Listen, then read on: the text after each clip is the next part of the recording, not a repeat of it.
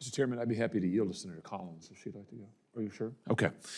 Absolutely. Doctor, it's good to see you again. I enjoyed our conversation yesterday. Let me just ask you about the massive increase that we have seen in recent years when it comes to children and what we're seeing with chronic diseases, autoimmune diseases, developmental disabilities. This is something that Secretary Kennedy has talked extensively about. I know that you share his concerns on this. What can CDC do to help reverse the spread of these kind of chronic conditions in our country? Yeah, this is a very important issue to me, and it's a very important issue to the Secretary as well.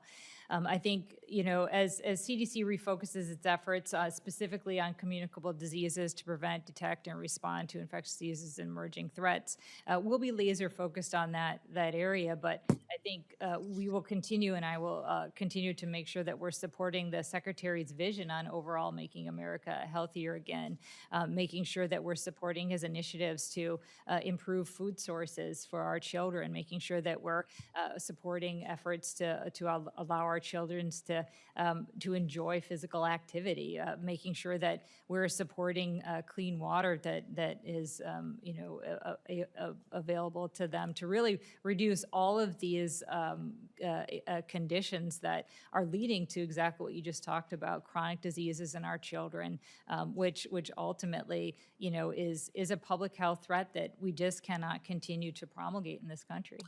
We have seen in Missouri, we've seen a significant increase in chronic health diseases in children, particularly in the St. Louis and St. Charles areas. That's on the eastern side of my state.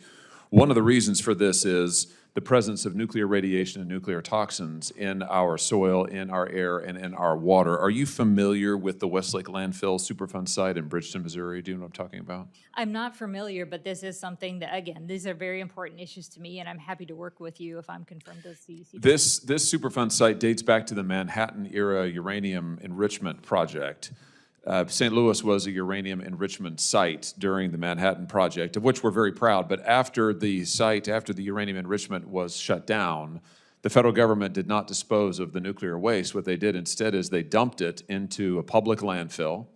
They allowed it to sit out in barrels that were exposed to the elements for years. So it was dumped into a landfill from which it ran into the groundwater. It sat out in barrels in another site for years, from which it then seeped into a nearby stream where there's now suburbs built. They started building in the 1950s. People have lived there ever since.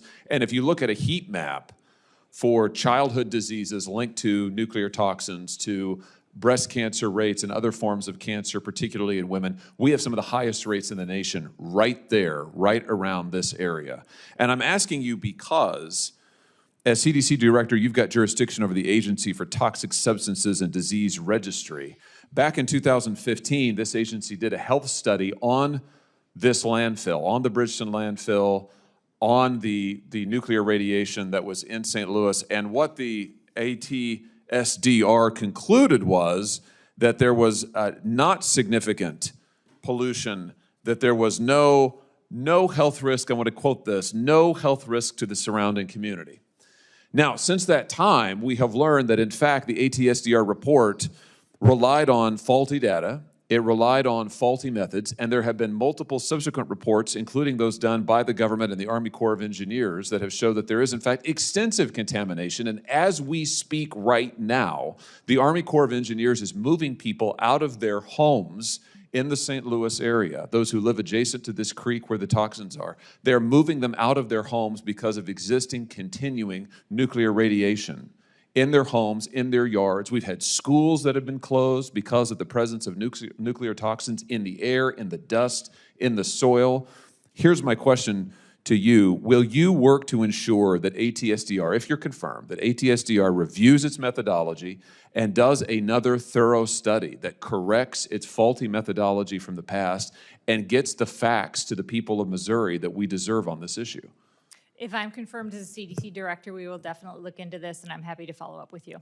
Good. I'll just point out that it's so significant, it's so bad, ATSDR study, that the Reuters news agency did an entire report that we will make sure that you see, detailing the faulty data and, frankly, haphazard process that ATSDR used to issue this report that has been relied on, I might add, by corporate bad actors and other polluters to say, oh, see, there's nothing wrong, even as other agencies of the government are telling people, no, you have to leave your home because you've been exposed to nuclear radiation. We absolutely have to get this fixed and have to get it cleaned up. I look forward to working with you on that. I'll have other questions for you for the record.